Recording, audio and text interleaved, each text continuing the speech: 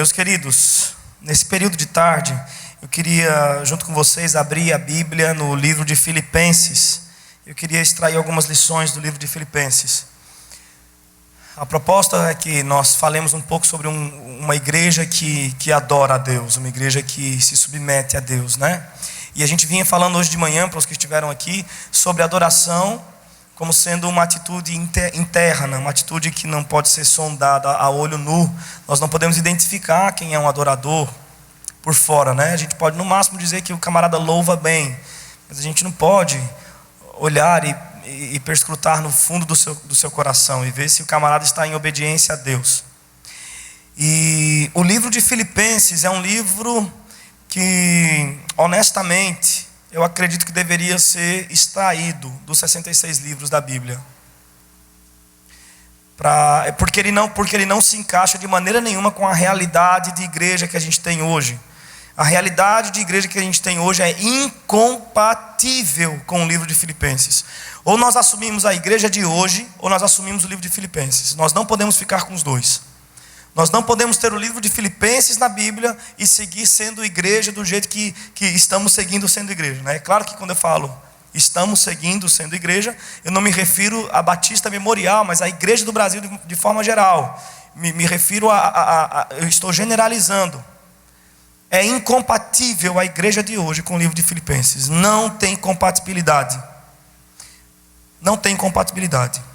O livro de Filipenses é conhecido pelos teólogos como a carta da alegria. Alguns dizem que é a pérola, né, a carta mais suave de Paulo. É a pérola das cartas de Paulo.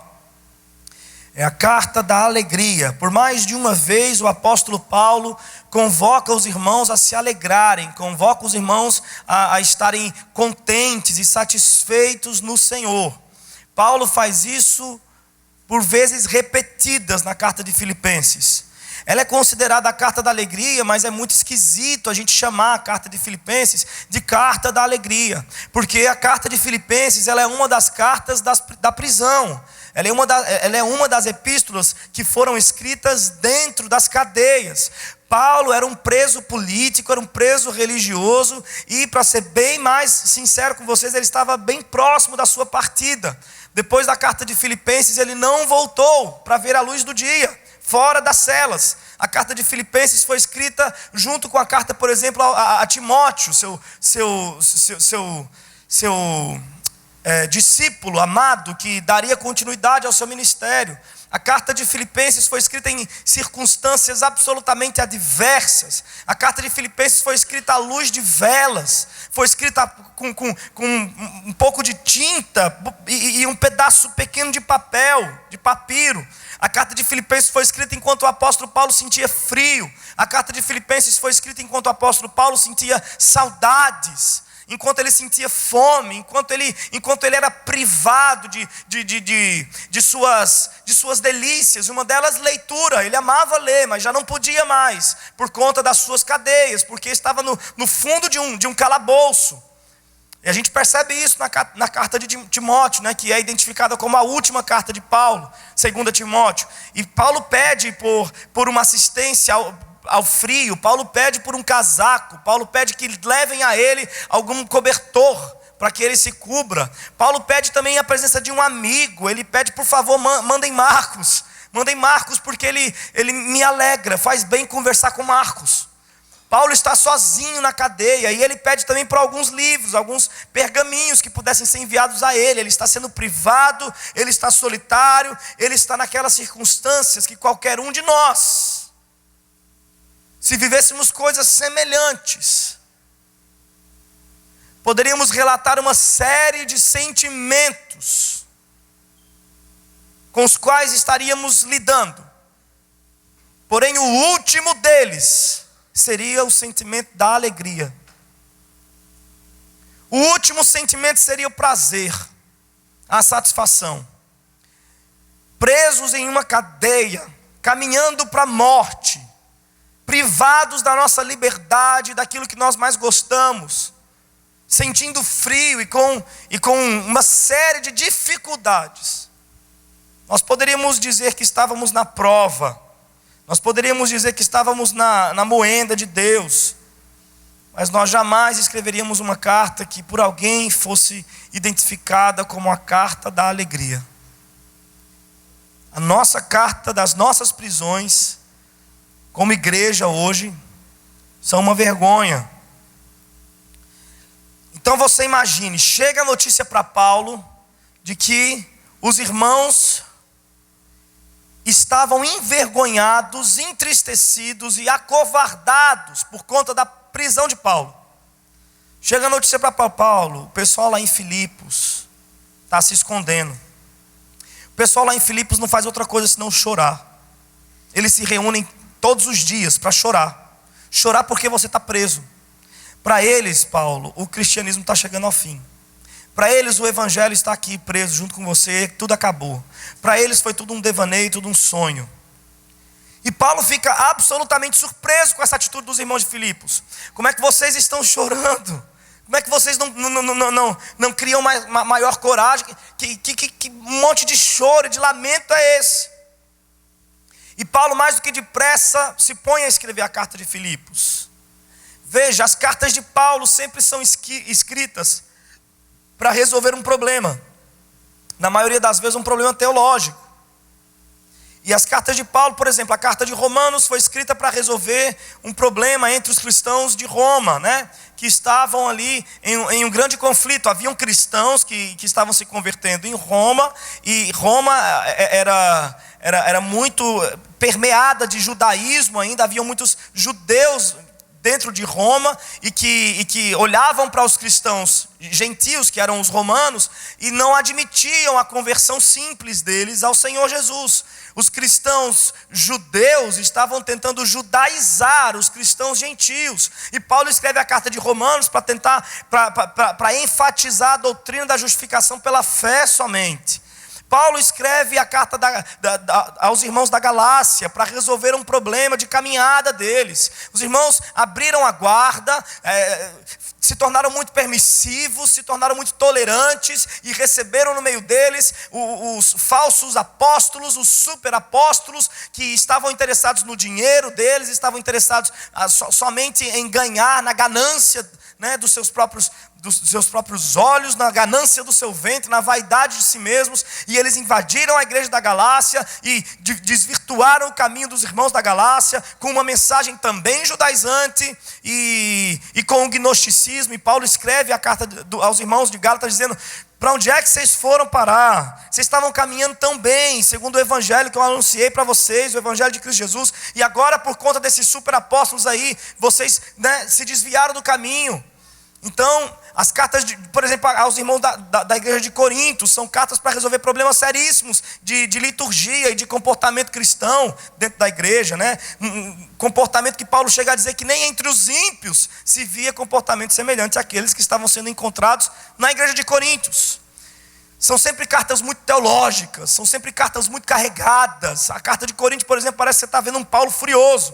Nego que lê Coríntios capítulo 13, né? Como se fosse um poema de amor, alguém que estava escrevendo debaixo de uma árvore. Está lendo errado Coríntios 13. Porque Coríntios 13 Paulo escreveu babando, meu amigo. Paulo escreveu Coríntios 13 assim, encolerado, por assim dizer. Absolutamente tomado de santa ira de Deus. Pelos irmãos que estavam querendo ser superiores por conta de misticismo e espiritualidade. E Paulo falou assim: o amor é mais importante. Quantas vezes eu tenho que dizer isso? Minha gente, você queime seu corpo para ver, não vale de nada. Minha gente, fale todas as línguas do mundo, não vale de nada. É assim que deve ser lido Coríntios 13. Paulo desesperado. Então, mas a carta aos Filipenses foi escrita em leveza. Não parece a carta de um pastor agoniado com sua igreja. Parece a carta de um amigo, preocupado com seu amigo. Ela é tão leve, ela é tão suave, ela é tão sincera, ela é tão honesta e verdadeira. E Paulo fala: meus queridos amigos, dou graças, no verso 3, por exemplo. Primeiro, no verso 2, ele diz: graça a vós e paz da parte de Deus. Paz. Paulo já começa dizendo assim: ei, minha gente, paz. Me lembra Jesus, quando Jesus entrou no meio da discussão lá dos discípulos, que estava, ele está vivo ou ele não está vivo? O pessoal tudo trancafiado, e Maria dizendo, ele está vivo.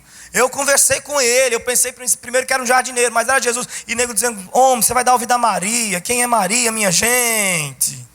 O corpo desse homem foi roubado. E nego estava dizendo, não, era ele mesmo. E Pedro dizia, eu só sei que, eu estava lá e o túmulo estava vazio. E cada um que dizia uma coisa, e cada um mais assustado que o outro. Roubaram Jesus, vai matar todo mundo e vai matar a gente. Tranca essa porta, minha gente. Tranca os negócios aí da janela. E no meio de tudo isso, Jesus aparece entre eles e diz, paz seja convosco. No meio de toda a turbulência que eles estavam vivendo, Jesus diz, paz. Alguns dos discípulos diziam assim, se ele ressuscitou, a gente tem um problema, tranca as portas. Porque a última vez que a gente viu ele, a gente viu escondido por trás das moitas. Se ele ressuscitou, a gente tem um problema. Se ele ressuscitou, não ressuscitou outra coisa, senão o nosso problema. Como é que a gente vai encarar Jesus agora, se ele realmente ressuscitou?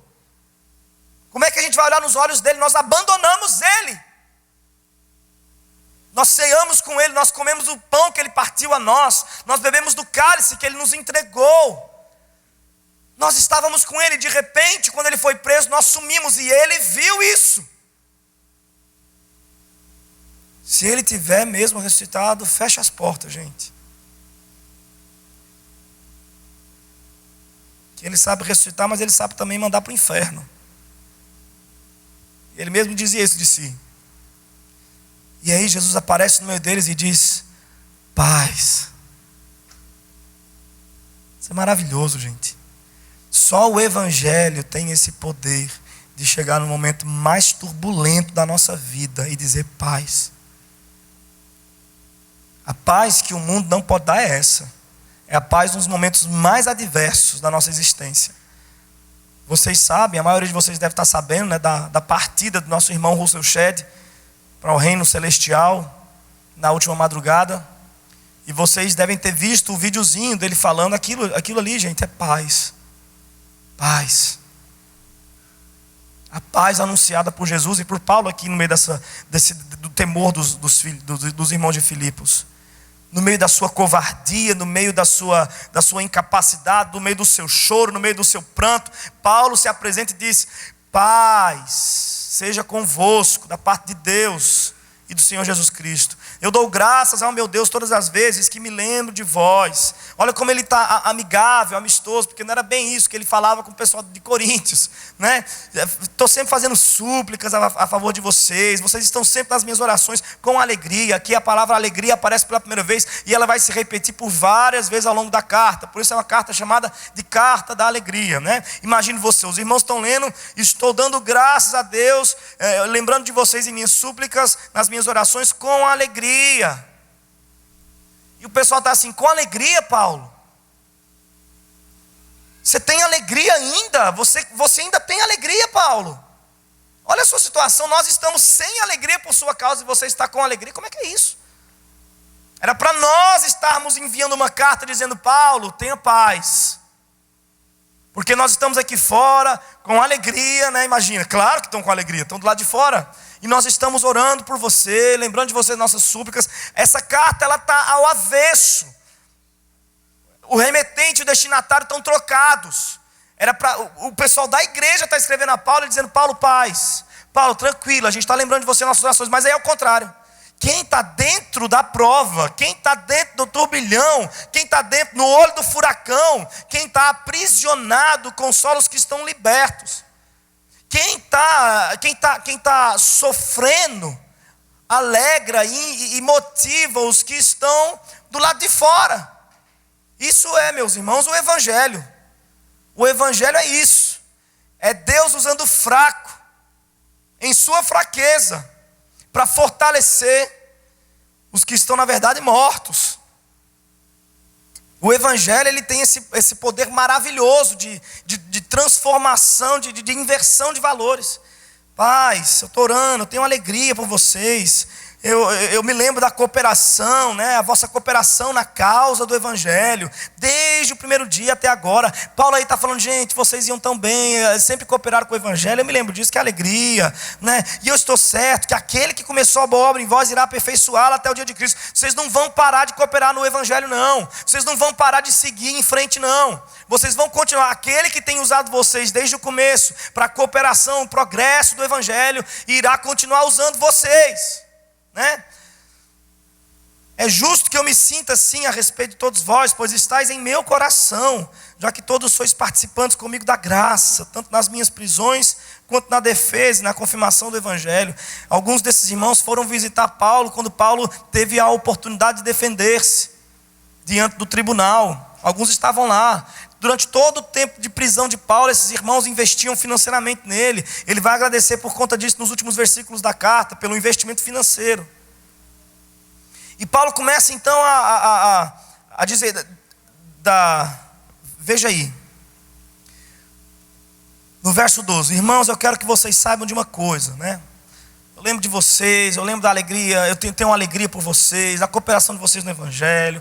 Olha, gente, não preocupa não, que começou a boa obra vai terminar. E aí no verso 12 ele falou assim, gente, ó, agora eu vou chamar aqui vocês na real. Vocês estão preocupados com as minhas cadeias, vocês estão preocupados com a minha prisão, vocês estão preocupados pensando que eu estou aqui dentro, não faço outra coisa senão chorar. Pois eu quero dizer a vocês que eu estou bem. E ele mesmo vai dizer isso também mais para frente no final da carta, acerca do seu estado de espírito.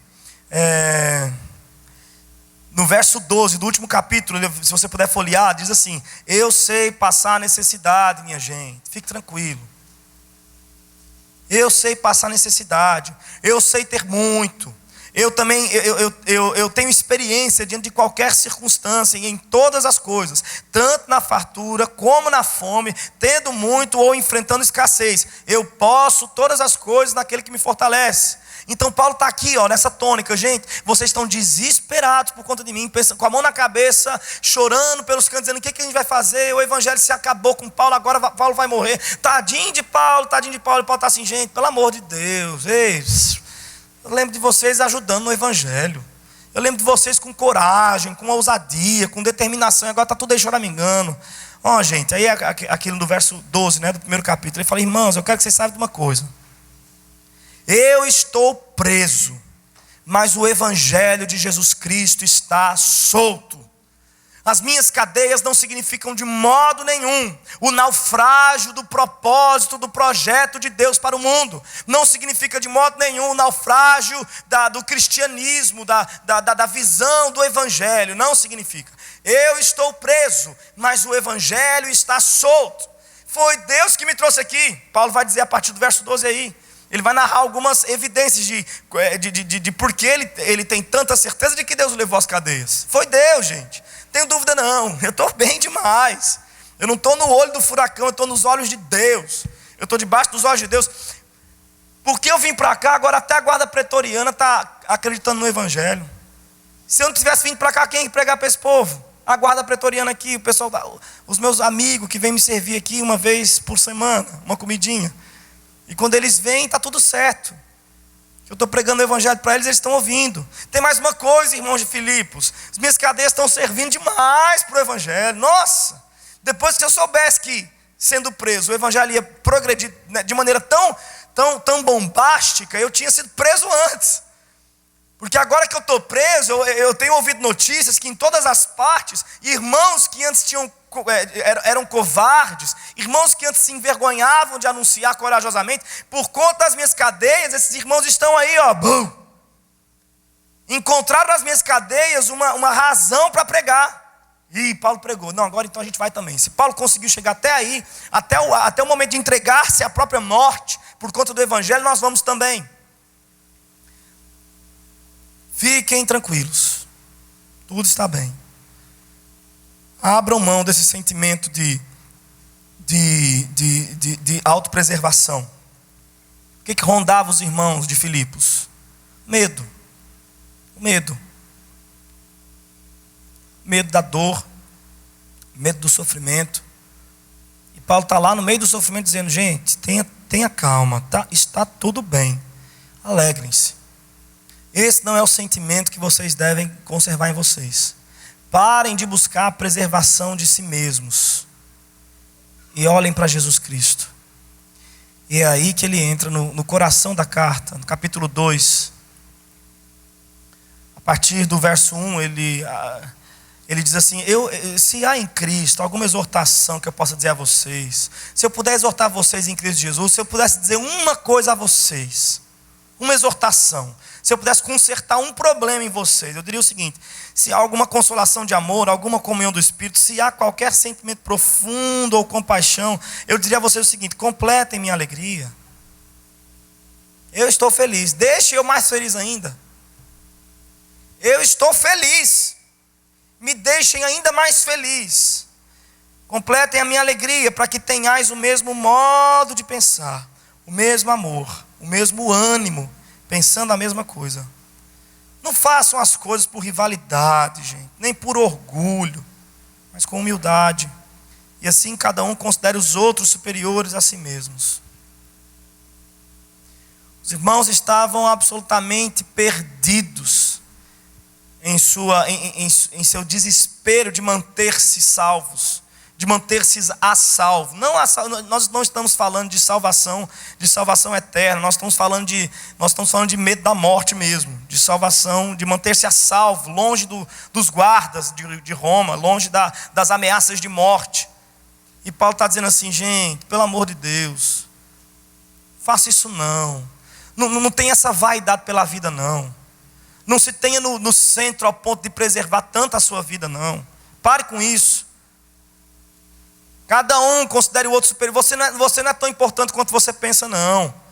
Olhe para o seu irmão, ele é importante. O que Paulo está dizendo com isso? Paulo está dizendo assim: eu já considero os demais superiores porque estou aqui na cadeia. É claro que está na cadeia, é claro que está preso aqui, não é nada confortável para mim, mas veja o que estou falando. Enquanto estou preso, o evangelho está progredindo. Outros irmãos que estavam calados agora falam, outros irmãos que estavam escondidos agora se expõem. Então, deixa esses irmãos irem, gente. Se eu tenho sido prejudicado, mas os irmãos estão sendo abençoados, então amém. Ou seja, Paulo considera que esse avanço do evangelho, né, é melhor.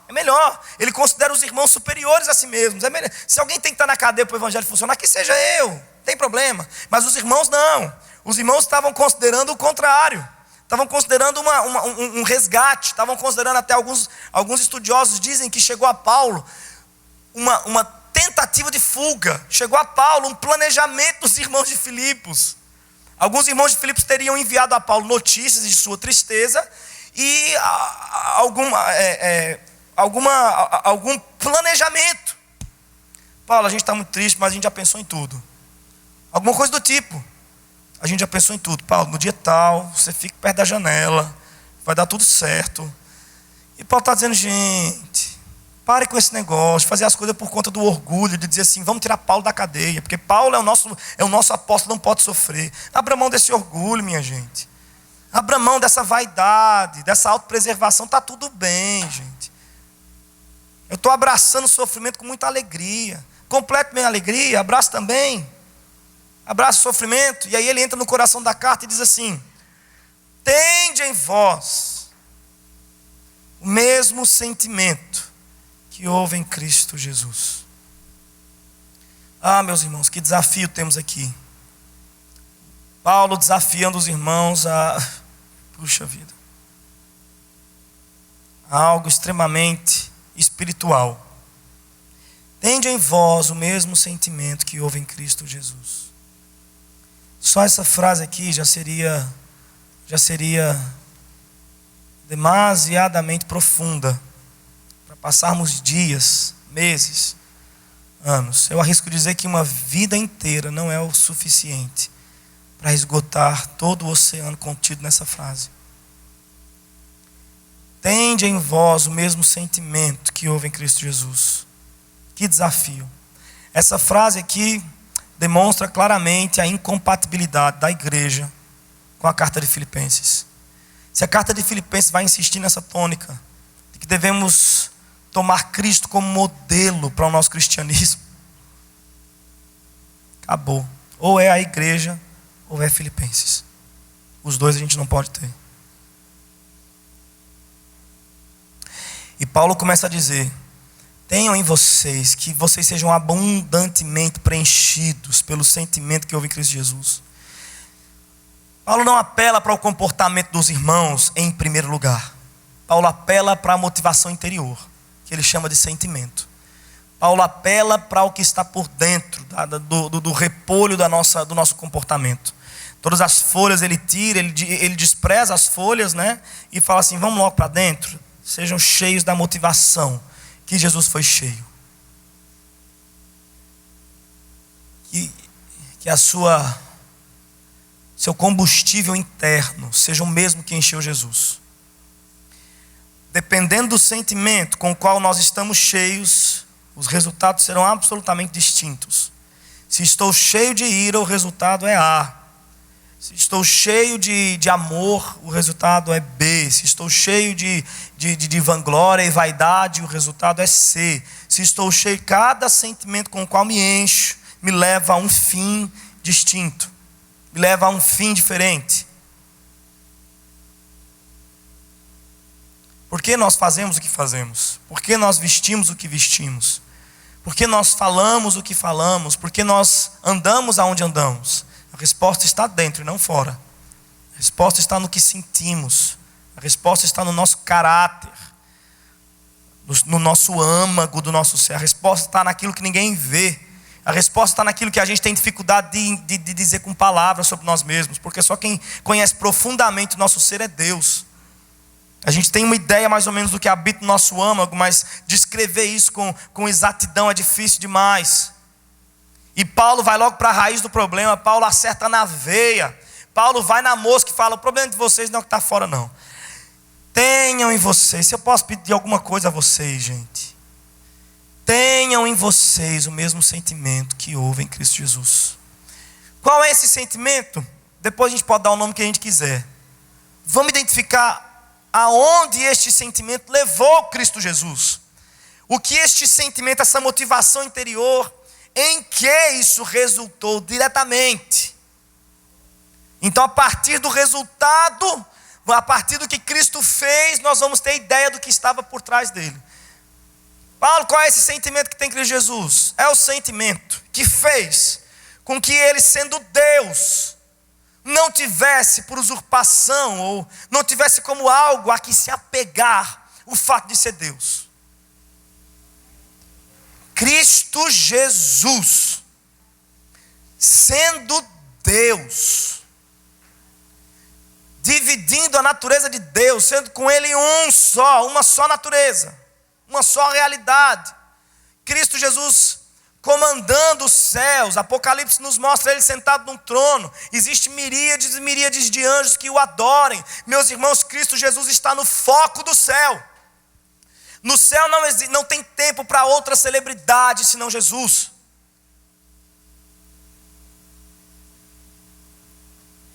Nós o tempo inteiro vemos nas nossas conversas alguém dizendo assim: rapaz, eu não vejo a hora de chegar no céu para ver Moisés e perguntar como é que foi isso do mar Vermelho. Mas rapaz, eu não vejo a hora de chegar no céu e conhecer Davi, conversar com ele, pô, que vai ser muito bom. Gente, é possível que você esteja andando no céu, trombe com Davi e diga: dê licença, e continue olhando para Jesus. É possível que você esteja no céu e trombe com Abraão e nem se aperceba que está diante de alguém grande, porque no céu não haverá grandes e pequenos, haverá Cristo Jesus e o seu povo. É Cristo Jesus a ênfase do céu. Ninguém vai tirar selfie com Abraão, ninguém vai tirar selfie com Paulo, ninguém vai tirar selfie com Pedro, porque nós estaremos absolutamente maravilhados, extasiados uma eternidade inteira. Eternidade depois de eternidade, nós estaremos sempre assombrados diante da glória, da beleza, da maravilha, da majestade de Cristo Jesus. Nada mais no céu será importante. Não terá outra coisa de maior valor do que isso. O céu o valor do céu é Cristo Jesus, não é a rua de ouro não. As pessoas falam dessa rua de ouro como se, né? Pô, vou dar uma varridinha no chão ali. As pessoas falam como se de fato fosse haver uma rua de ouro literalmente. Eu não sei, pode ser que sim. Mas a ideia de Apocalipse não é essa. Não é dizer que literalmente haverá uma rua de ouro. A ideia de Apocalipse lá é tudo invertido. O que para a gente aqui tem muito valor, lá é piche. O que pra gente aqui a gente considera a coisa mais valiosa e preciosa, a gente nem olha lá no céu, a gente anda em cima. Pode ser que tenha rua de ouro, gente, literalmente. Mas a ideia não é essa. Ninguém vai falar assim, menino, vige que rua maravilhosa. Olha mesmo. Olha que rua incrível, cara. Tira uma foto aqui com essa rua de ouro. Vou postar no meu Insta. Não, gente. No céu só haverá uma beleza. Cristo. E enche o céu inteiro. A sua beleza enche o céu inteiro. Sua glória enche a terra. Sua glória enche os céus. E sua glória é suficiente para nos encantar e nos maravilhar eternamente. E esse Jesus, cheio de glória, de majestade, de autoridade, o Filho de Deus, a expressão exata de Deus, o alvo da adoração dos anjos, o alvo do louvor dos anjos, o alvo de toda a devoção celestial, ele que andava entre as estrelas e chamava cada uma por seu próprio nome, ele que passeava entre as galáxias com sua glória e com sua majestade, cobrindo os céus com seu manto. Este Jesus um dia disse sim à vontade do Pai, e começou a despojar-se de sua glória. E no momento que ele começa a despojar-se de sua glória e a descer do seu trono, os anjos certamente caem no choro. Os anjos certamente desabam dizendo, não faça isso não. Lá se vai a nossa beleza. Lá se vai a nossa glória. Lá se vai o Filho amado de Deus. Não faça isso não, não desça daqui não. Talvez os anjos podem ter pensado isso, não sei se pensaram, não sei se falaram, provavelmente não, porque a vontade do céu, a vontade de Deus no céu é recebida com louvor, ainda que em meio a lágrimas. E o Filho Santíssimo de Deus se dispõe, dissolve a sua glória, abre mão, abandona a sua beleza, vai tirando suas insígnias uma a uma, vai tirando do seu braço e vai deixando pelo chão, abre mão de sua coroa e deixa no seu trono, abre mão de seu cetro e deixa no seu trono, e vai descendo, e toma no meio desse caminho, ele toma a forma de um ser humano, de poucos centímetros, sem glória, sem brilho. Ele toma a forma da criatura mais sensível. Ele toma a forma da criatura mais limitada e tola. Imagine você, os anjos como estavam olhando para isso. E Paulo está dizendo, eu quero que vocês tenham esse sentimento que houve em Cristo Jesus. Mesmo sendo em forma de Deus, não teve por usurpação ser igual a Deus, mas esvaziou-se. E os anjos estão ali sem acreditar onde foi que Deus projetou para que Jesus nascesse. Poxa vida, ele está numa manjedoura, cara. O nosso Senhor, o nosso Mestre, nossa luz, nossa glória está repousando em uma manjedoura. Cadê todo aquele olhar de autoridade? Cadê aquela voz potente, mais bramurosa do que as torrentes das águas? Agora a sua voz é frágil, é um bebê.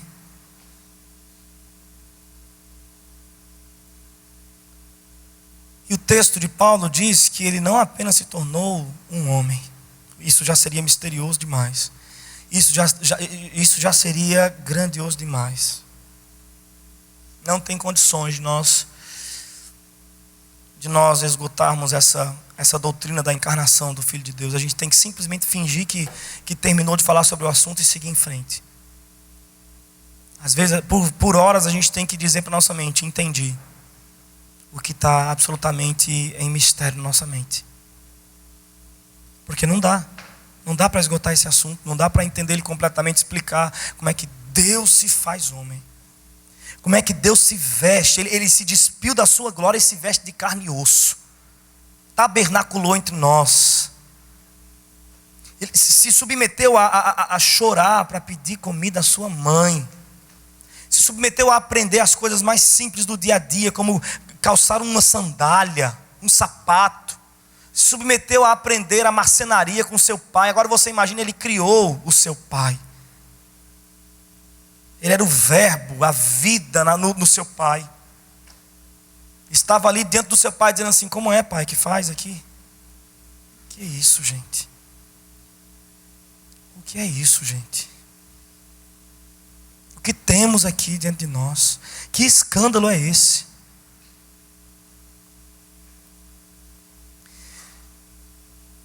E ele podia ser qualquer homem. Qualquer homem. Se você pudesse ser qualquer homem, qual escolheria ser? Imagine, ele podia ser qualquer homem. E ele escolheu, segundo Paulo, achado na forma de homem, foi servo. Deus, homem, servo. Qualquer homem. Ele podia ser um grande legislador do seu tempo. Ele podia ser um grande doutor, um cientista do seu tempo. Ele podia ser um grande sumo sacerdote do seu tempo. Ele poderia ser o que ele quisesse. Ele escolheu, dentre todas as categorias de homem, ele escolheu servo. Vocês entendem que a carta de Filipenses não tem compatibilidade alguma com a nossa igreja? Ou é a nossa igreja ou é Filipenses. Os dois não podem caminhar juntos.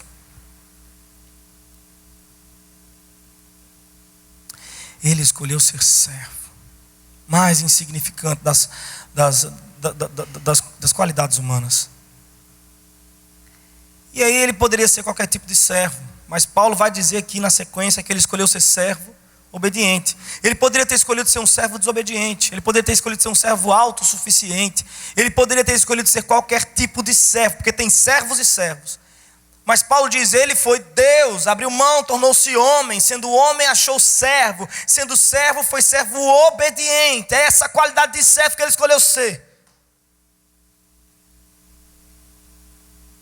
E essa qualidade de servo, e ele poderia ser qualquer tipo de servo obediente. Tem servos obedientes e servos obedientes. Ele poderia ser um servo obediente daquele que fala assim: olha, meu irmão, eu te obedeço. Eu obedeço, pai. Eu obedeço a sua vontade. Mas até onde não fira a minha integridade física. Ele poderia colocar um limite em sua obediência. Ele poderia dizer, eu vou lhe obedecer, mas até aqui, onde chegar na minha integridade física eu paro. Chegar na minha reputação, feriu minha reputação, eu parei. Mas ele, sendo Deus, escolheu ser homem em obediência a Deus. Sendo homem, escolheu para si ser servo. Sendo servo, um servo obediente. Servo obediente até a morte. Ele colocou tudo na mesa, meu amigo. Você é um servo obediente. E a sua dignidade? Pode pegar minha dignidade se quiser. E Deus o fez na cruz. E as pessoas olhavam para ele e diziam: indigno. Lá está um criminoso, 2 criminosos, 3 criminosos. Ele podia ter sido crucificado sozinho naquele monte, mas Deus o quis colocar entre criminosos, para que ficasse claro por todos os séculos qual tipo de gente que ele estava representando ali. Criminosos. O profeta diz, ele foi contado entre os transgressores. É como se alguém estivesse passando no momento dizendo assim, transgressores. Se ele estivesse num monte sozinho, só para ele poderia não ser tido. Ali estão os criminosos. Aquele ali ninguém sabe direito. Mas aí qualquer dúvida que se tinha acerca da dignidade de Jesus foi se resolvido quando contaram ele entre os criminosos. E ele está no meio desses dois aí. Ixi, pois é farinha do mesmo saco. É farinha do mesmo saco. Obediente até a morte. Mas e a minha reputação? Você quer colocar a sua reputação na mesa também, Jesus? Não. Pode pegar minha reputação também. E a minha integridade física? Eu também. A mesa está limpa. Pode pegar tudo. Leva tudo. Ah, meus irmãos, que tipo de servo faria isso? Lá no Gólgota ele deixou muito bem claro, e também no Getsemane ele deixou claro que estava disposto a obedecer até a morte, por mais que doesse, e doeu. Lá no Getsemane ele estava dizendo: Senhor, se for possível, passa de mim esse cálice. Contudo, não seja feita a minha vontade, mas a tua. Paulo está dando ênfase nisso aqui quando diz que ele foi servo obediente até a morte. Enquanto a grande celebridade do céu chorava no Getsemane até suar sangue, um dos anjos não pôde resistir, Deus o liberou para que fosse até Jesus o consolar. Um dos anjos consolava Jesus no Getsemane.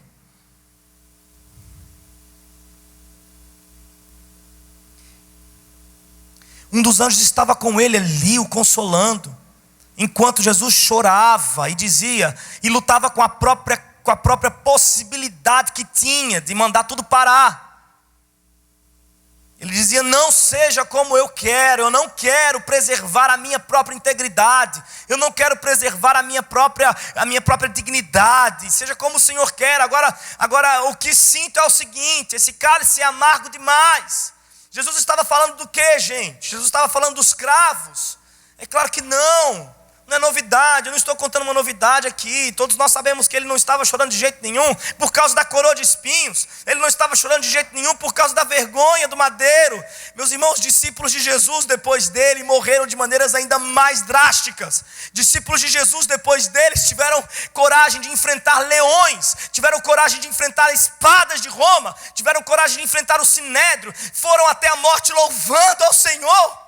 Foram até a morte. Estevão, como o primeiro mártir registrado em Atos dos Apóstolos, foi morto debaixo de pedradas enquanto louvava a Deus e dizia que o céu estava se abrindo e que ele via o Filho de Deus assentado no alto e sublime trono. As pessoas estavam matando Estevão porque Estevão estava dizendo que Jesus tinha ressuscitado, e o pessoal estava dizendo: cala a sua boca, se esse Jesus ressuscitar, vai ressuscitar os nossos problemas. O pessoal do sinédrio falou e tentou matar Estevão, e mataram Estevão. Mas a grande ironia do caso é que enquanto ele está sendo morto por dizer que Jesus está vivo,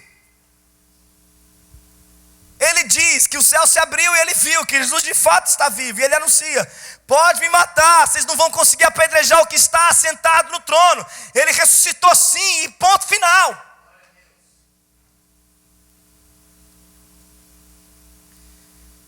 Então, se os discípulos depois de Cristo enfrentaram a morte com tanto júbilo, com tanto louvor, eu não posso imaginar que o mestre deles estaria enfrentando a dor física, a vergonha e o escárnio com tamanha covardia. Ele estava no Getsemane chorando por conta de outro cálice que não era a sua integridade física, mas era a sua necessidade de separar-se de Deus por um momento. Outro mistério precioso da igreja. Iria acontecer uma ruptura que nunca havia acontecido em toda a eternidade. Antes do tempo ser tempo, nunca Deus se rompeu de si mesmo. E naquele momento Jesus brada na cruz: Deus meu, por que me abandonastes? Houve uma necessidade de Deus Pai, depois de derramar todo o seu furor sobre Jesus, derramar a última gota do seu furor, que é virar as costas para o seu Filho amado.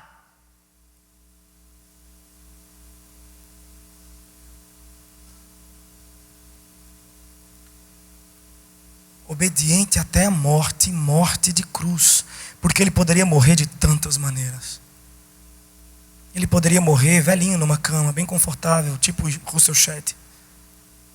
Ele poderia morrer de um ataque do coração imediato e fulminante. Ele poderia morrer de tantas maneiras, meus irmãos. Ele poderia morrer nas chibatadas, mas Deus o deu graça para que não morresse nas chibatadas, mesmo quando Satanás tentou matá-lo ali, porque o propósito de Satanás era impedi-lo de chegar à cruz. Mesmo quando Satanás tentou acabar com a vida de Jesus nas chibatadas, ele não conseguiu. Deus deu a Cristo forças de se arrastar até um madeiro para dar o seu último suspiro, como diziam os profetas, em cima do maldito madeiro. e assim se cumprir cada letra das profecias antigas. A maioria de nós morreria na 10ª chibatada, mas Deus o sustentou. E o profeta diz que Deus se agradou em moê-lo.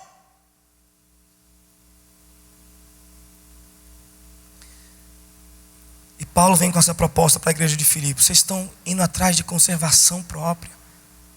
Vocês estão indo atrás de vaidade, da vaidade de estar em segurança. Vocês estão indo atrás da vaidade de estar seguro. Ah não, não façam isso. Não por mim, nem muito menos por vocês. Tenham em vocês o mesmo sentimento que houve em Cristo Jesus, que sendo em forma de Deus, não teve como algo a que devesse se apegar o fato de ser Deus. Nós nos apegamos a tantas coisas, menores do que ser Deus. A gente é bacharel em administração de empresa, e ai daquele que não nos chamar de, pelo nosso título. A gente é médico. O que é médico, gente? O que é médico diante do título Deus? O que é pastor diante do título Deus? O que é qualquer título diante do título Deus? O que é presidente dos Estados Unidos diante do título Deus? E a gente está assim, olha, não me chamou de pastor, não me reconheceu, está ferindo minha dignidade essa igreja. Eu me esforço, me dou e ninguém me reconhece lá na frente, ninguém me dá créditos. O que é isso? Eu tenho pagado um alto preço aqui na minha família, ninguém me dá créditos, ninguém me reconhece. Meu esposo não reconhece todo o trabalho que eu faço, meus filhos não reconhecem todo o trabalho que eu faço. O marido diz, os filhos falam, meus pais não reconhecem todo o esforço e toda a minha luta aqui dentro dessa casa. Nós estamos o tempo inteiro atrás de méritos, de reconhecimento. Enquanto Jesus abria mão de suas insígnias, nós estamos procurando qualquer besteirinha que pareça uma insígnia para botar aqui, e para fazer moral.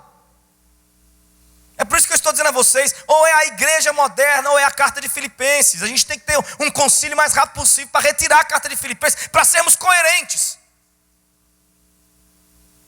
Nós precisamos ser coerentes. Se a gente vai viver esse tipo de igreja, onde as pessoas se engolem atrás de títulos, se engolem atrás de reconhecimento, atrás de subir plataforma, de sentar aqui atrás, de botar, de ser reconhecido, de ser fotografado, de ser postado no Facebook, de ser curtido nas redes sociais, até sangrar o dedo.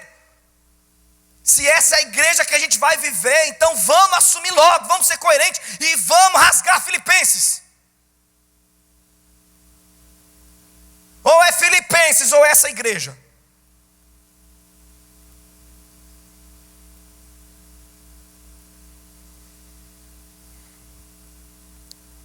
E Paulo diz assim, no verso 7. Não, desculpe, no verso 9.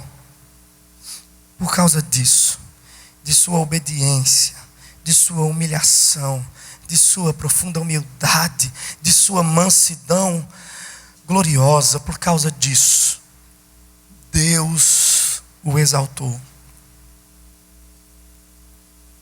com soberania. Meus irmãos, Deus tem uma sabedoria incrível. Deus o exaltou e lhe deu um nome que está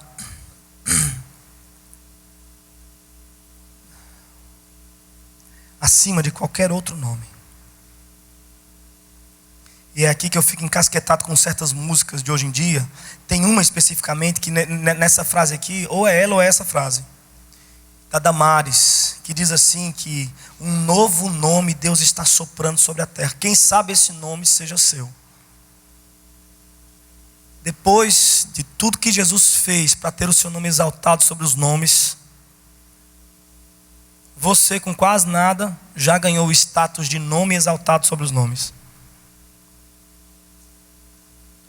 Eu me pergunto qual é o interesse de Deus em soprar outro nome sobre a terra que não de Jesus. Existe outro nome diante do qual importa que sejamos salvos? Existe? Se Deus soprar o meu nome sobre a terra, Marco Teles, e todo mundo fala Marco Teles agora para cima e para baixo.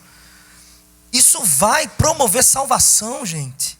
As pessoas, se as pessoas colocarem fé nesse nome, elas vão ser salvas? De modo nenhum. Porque eu nunca morri por nenhuma delas. Eu não pude substituir nem mesmo os meus próprios pecados. Eu não morri nem mesmo por mim. O meu nome não salvou nem a mim mesmo, que dirá salvar os demais. O interesse de Deus é soprar sobre a terra, e Ele o fez. O nome de Cristo Jesus. Este é o nome sobre todo nome. Não existe nome que sobreviva aos tempos como o nome de Jesus. Não existe nome mais digno, mais elevado do que o nome de Cristo Jesus. Para que ao nome de Jesus se dobre todo o joelho dos que estão nos céus, na terra, debaixo da terra, e toda língua confesse que Jesus Cristo é o Senhor, para a glória de Deus Pai. Então é o que Paulo diz: tenham em vocês esse sentimento de abnegação, de abstinência, esse sentimento de despir-se, de humildade, de obediência. A gente não consegue dar um nome só para tudo isso. Não existe um nome só que junte tudo isso num pacote.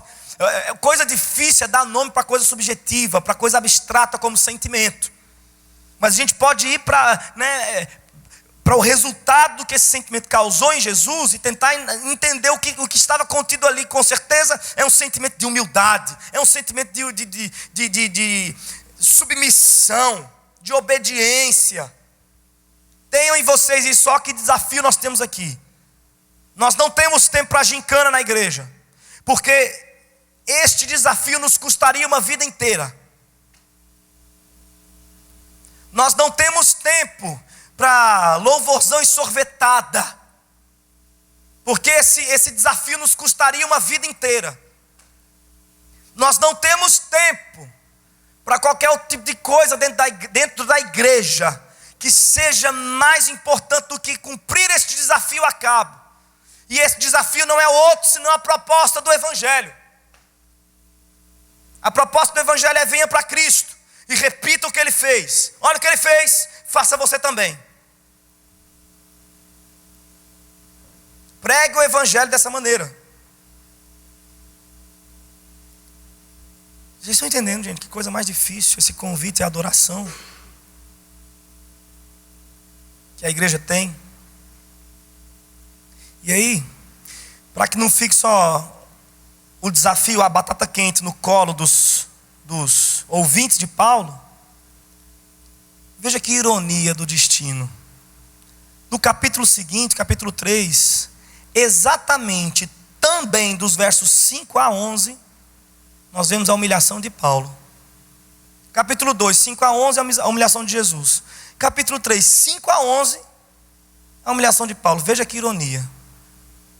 Se eu tivesse numa igreja neopentecostal, eu diria que é profético. Veja que ironia. No capítulo 3, a partir do verso 5, ele vai falar sobre ele. Para contextualizar, no verso 4, Paulo falou assim: gente, vocês ficam se gloriando em besteira. Eu mesmo, se pudesse, eu poderia até mesmo confiar na minha carne, me gloriar em mim mesmo. Se alguém pensa que pode confiar na carne, muito mais eu. Lá vai a escada de Paulo. Olha o primeiro degrau, onde é que ele estava. Eu era circuncidado no 8º dia, da descendência de Israel. Eu obedeci à risca os mandamentos da tribo de Benjamim, uma das tribos de resistência. A tribo de Benjamim foi uma das tribos da resistência, uma das tribos de raça nobre. A maioria das tribos já tinham sido visitadas pelo caos. A maioria das tribos já tinha sido visitadas pelos inimigos. Benjamim foi uma das que resistiu até o fim. Não era de qualquer tribo não, eu era da tribo de Benjamim, minha gente. Hebreu de hebreus. Isso aqui você substitua por puro sangue. Eu não vim de mistura não. Meu pai era hebreu e minha mãe era sei lá, amonita. Meu pai era hebreu e minha mãe... Eu era hebreu de hebreus. De dois lados eram hebreus. Eu era puro sangue. Puro sangue. Podia me gloriar nisso. Quanto à lei, fui fariseu. Que hoje fariseu é um problema, né? Quando a gente fala assim, fariseu é pejorativo, né? Na época de Paulo, quando ele está escrevendo essa carta aqui, diz assim: quanto à lei fariseu, as pessoas dizem assim: puxa, grande coisa. É como se ele dissesse assim: quanto ao estudo bíblico, eu era somente presidente da instituição. Eu era o presidente da instituição.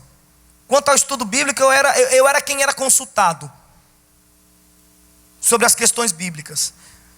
E eu tinha tanto zelo por isso. Você duvida do meu zelo? Eu cheguei a matar o povo cristão. E tanto zelo que eu tinha. O mais zeloso era eu.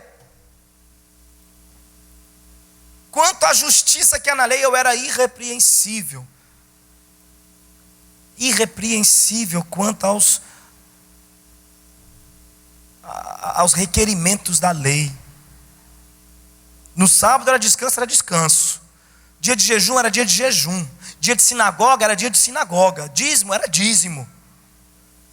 Não tinha quem pudesse dizer assim: Paulo, você está faltando aqui, ó, está escrito na lei. Não tinha quem pudesse fazer isso com Paulo. Camarada era bom, meu amigo. Mas aí lá vem ele. Mas o que para mim era lucro, porque isso tudo aqui é moeda de troca, gente. Com isso aqui, com essa moeda de troca, com esse valor aqui, ó, Paulo podia barganhar uma cadeira no Sinédrio. Paulo podia ganhar honrarias por todos os lados. Mas ele fala assim: ó, o que para mim era lucro, era moeda de troca, passei a considerar como pedra de tropeço, como perda, por amor de Cristo. Eu amo Cristo demais para não imitá-lo em sua humilhação.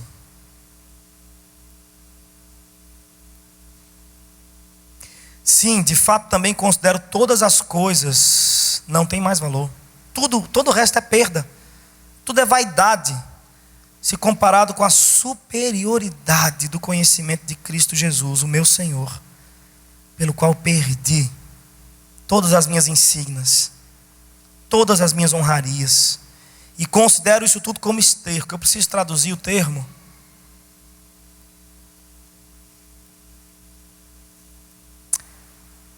Eu as considero como esterco, para que possa ganhar Cristo e ser achado nele, não tendo por minha a justiça que procede da lei, mas sim a que procede da fé em Cristo. Portanto, quando ele fala, quero ser achado em Cristo, não quero ter a minha justiça que procede da lei, ou seja, eu não quero me confiar no fato de ter sido nascido na tribo de não sei quem, de ter sido hebreu de hebreus, de ter sido circuncidado, de ter sido zeloso, fariseu. Não é nisso que eu coloco a minha confiança, não. Isso aqui vai me despistar. Ter tudo isso perto de mim pode me é convidativo demais para que eu confie nisso. Por isso que Paulo fala que isso é perda. Isso é perda. Vou dar um exemplo bem claro. Quando meu filho nasceu, quando minha esposa estava grávida, e a gente anunciou no Facebook, né, que ela estava grávida. Gente, o que choveu de gente dizendo assim: lá vem mais um músico, lá vem mais um cantor abençoado de Deus, lá vem um adorador, lá vem toda aquela expectativa jogada em cima do menino. E eu dizia: não, gente. Pessoalmente assim eu dizia, né? No Facebook eu só olhava e dizia: misericórdia, pai, não, calma, pode ser, pode não ser, mas se quiser saber mesmo o que eu como pai queria para o meu filho, eu queria que ele não tivesse nenhum desses dons artísticos. Eu prefiro que ele não tenha nenhum desses dons artísticos. E as pessoas me perguntavam: por que, Marco? É tão legal cantar, tocar e tal, ter uma banda. Por que você não quer que ele tenha? A resposta é exatamente essa aqui. Isso é perda de tempo, pode despistá-lo. Não estou dizendo... Deixa eu tentar me fazer entendido. Quanto mais talento uma pessoa tem, mais fácil é para ela confiar em si mesma. E eu quero que meu filho, mais do que tudo, eu quero que meu filho seja salvo. E para isso ele precisa confiar em Cristo Jesus.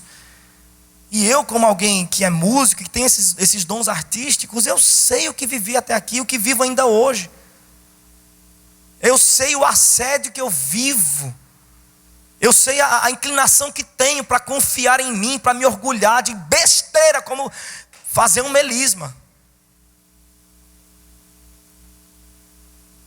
E eu prefiro que meu filho se abstenha desse tipo de conflito. E que o cristianismo dele seja ainda mais simples. Quanto menos você tem, mais fácil é confiar em Cristo. E Paulo estava ali: gente, eu tenho isso tudinho aqui, mas isso só me fez perder tempo. Eu fico tentando confiar nisso o tempo inteiro. Mas eu não quero confiar nisso aqui não. Isso aqui até é lixo para mim. Isso não vale nada. Eu quero confiar em Cristo. E para isso eu tenho que estar pobre. Eu tenho que estar esvaziado de confiança própria, de mérito pessoal. Eu quero confiar em Cristo somente. Eu quero ser achado nele, conhecer as riquezas da sua glória. Ser achado nele, não tendo por mim a justiça que procede da lei, mas sim a que procede da fé em Cristo, a saber, a justiça que vem de Deus pela fé. Para conhecer Cristo, o poder da sua ressurreição.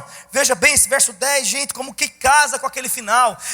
Cristo, sendo Deus, desceu, mas aí ressuscitou e Deus o Pai o elevou sobremaneira. E Paulo está aqui, ó. Eu também, para imitar, para não deixar a batata quente só na mão de vocês, eu também abri mão de tudo que eu sou, ó, porque eu entendo que conhecer a Cristo é mais valioso, e eu entendo que ressuscitar com Ele é mais glorioso. Eu entendo que a glória do porvir, compreensão de sua ressurreição, vale muito mais do que eu poderia ganhar com o fato de ser hebreu de hebreus, de ser circuncidado. Tudo que eu posso ganhar com isso aqui, eu só posso ganhar enquanto estou vivo. Depois que eu morri, acabou. Mas conhecer a Cristo é um conhecimento que eu levo para a eternidade. Isto me salva não apenas no dia de hoje, mas isto me salva eternamente. Confiar em Cristo me dá segurança hoje, mas também me dá segurança eterna. Ter um emprego concursado, ser um juiz federal, lhe dá segurança hoje, mas não lhe dá segurança eterna.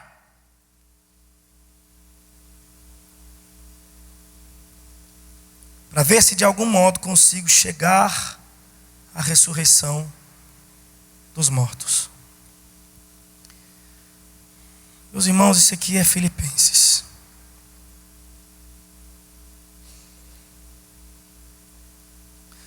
Capítulo 4, verso 4, ele fala: então é isso, gente, alegrem-se sempre no Senhor. E digo outra vez, alegrem-se. O negócio está difícil, vocês estão em cadeias, vocês estão amedrontados, a coisa está difícil, alegre-se, está tudo bem. Nós estamos mais parecidos com Cristo.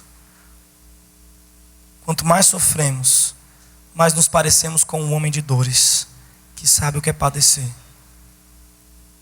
Se você acha que está sofrendo demais, alegre-se. Alegre-se. Porque o Senhor está perto. Verso 5. Eu espero que a Igreja Batista Memorial e as demais aqui representadas fiquem com a carta de Filipenses e se divorciem da igreja moderna. Se divorciem do pensamento moderno de cristianismo sempre pulsante, sempre vívido, sempre abobado, sempre adolescente, sempre comemorativo, sempre aquele negócio de Jesus é alegria, então aquela alegria falsa, aquele fake. Abraão disse: agarre o sofrimento como alegria. Tenham em vós, tenhamos em nós o mesmo sentimento que houve em Cristo Jesus. Esse é o convite do Evangelho para a nossa adoração mais sincera diante dele. Que seja assim, para a glória de Deus e para a nossa própria alegria. Amém? Vamos orar? Ó Deus, tenha misericórdia de nós. Tenha misericórdia do tempo em que vivemos e do assédio que sofremos para buscarmos uma vida confortável, buscarmos reconhecimento, buscarmos, ó Deus, preservar a nossa integridade, preservar a nossa dignidade. Que sejamos cheios do mesmo sentimento que encheu Cristo Jesus, que o fez não considerar toda a sua glória como algo que devesse se apegar, devesse dar carteirada em todo mundo. Não. Ele considerava isso como passivo de ser posto à parte para a obediência de Deus. Assim também Paulo considerou tudo aquilo que possuía. Ele não deixou de ser um zeloso da lei de Deus. Ele não deixou de ser, e foi zeloso também até a morte, porque só que dessa vez o seu zelo não levou a matar o outro, mas o seu zelo levou a permitir-se ser morto. Ele não deixou de ser hebreu de hebreus, ele se valeu desse direito na hora do seu julgamento, inclusive.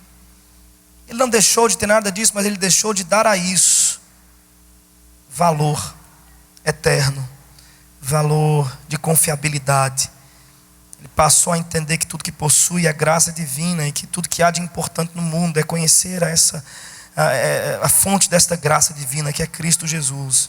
O que há de mais importante é ser achado nele. Ó Deus, dá-nos esta graça de sermos como Cristo, de seguirmos o exemplo de Paulo e de podermos relatar a nossa própria escada. No último dia de nossa vida podemos dizer: eu tinha tantas razões pelas quais poderia me gloriar, mas não tinha minha vida por preciosa. Por causa de outros eu me diminuí inúmeras vezes. Para que outros fossem reconhecidos, eu me permiti ser apagado. Para que outros fossem aceitos e bem recebidos, eu me escondi. Eu servi de apoio, eu servi de escada para tantos outros. Eu não tive esse problema, porque o Evangelho me alcançou e eu entendi Filipenses. Ó Deus, dá-nos a graça de fazer este simples relato no final dos nossos dias. O mesmo de ouvir sobre nós relatos como este no último dia. Seja assim, Senhor, para a tua glória. É assim que oramos em nome de Jesus. Amém.